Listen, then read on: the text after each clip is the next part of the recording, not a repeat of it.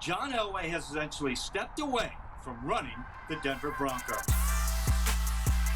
Yes, a seismic shift in the power at UC Health Center today.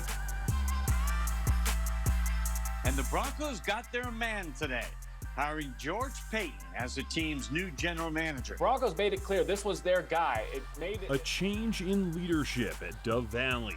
In is new general manager George Paton. I wanted this job bad. This was a job I really wanted. No longer running things, now former GM John Elway. I loved it, and it's time for me to make that next step, and I'm excited about that too. But before we look forward, let's remember the past. In his decade as a decision maker, franchise legend and Hall of Famer John Elway compiled a record of 90-70 with a win in Super Bowl 50. Record in the last 4 seasons and a 5-year playoff drought. I think at the end of the day, he recognized that it was in his best interests and in the best interests of the Denver Broncos. So is this guy an upgrade over this one? In this 360 look, we'll hear what the team has to say, talk to our Broncos insider, a national NFL correspondent, and take the pulse of the fans through Sports Talk Radio.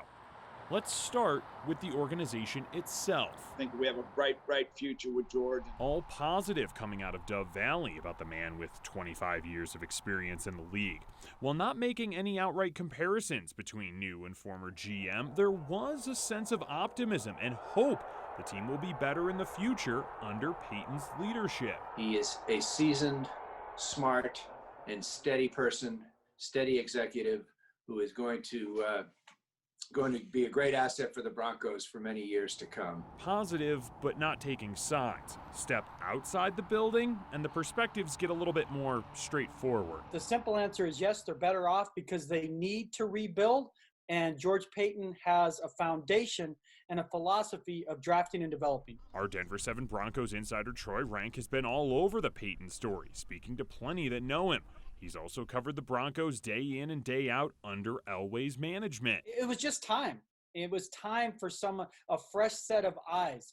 It doesn't take away from what John Elway did over the catalog of his career as a GM, but clearly right now they need a different set of eyes, new energy, new voice to try to get this back on track. Zooming out for a more national NFL perspective. This was the top of their list, and this was a guy who's been at the top of a lot of teams' lists over the last couple of years. James Palmer covers the Broncos for the NFL Network. He says in league circles, Paton's hiring was considered one of the smartest in the league, thanks to a set of fresh eyes and a desire on both sides for this to work. Not only did they want him, like so many other teams have, he wanted to be with the Denver Broncos because he's had other suitors, and he had other suitors this offseason.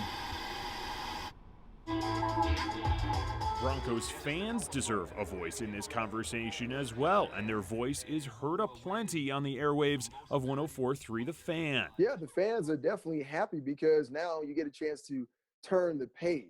You turn the page on what John Elway was able to do. Former Broncos safety and fan host Nick Ferguson says he thinks the team is better off if the new GM is the one making the big decisions. Will George Paton be able to actually have full autonomy and put his fingerprint on it?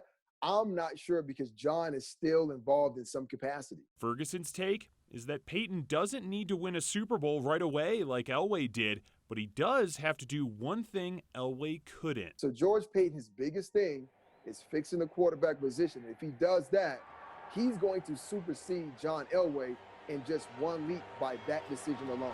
A bright future, a new set of eyes, nowhere to go but up. A lot of optimism as Broncos country looks to their new front office leader to now deliver on the field. I'm Jason Grenauer, Denver 7.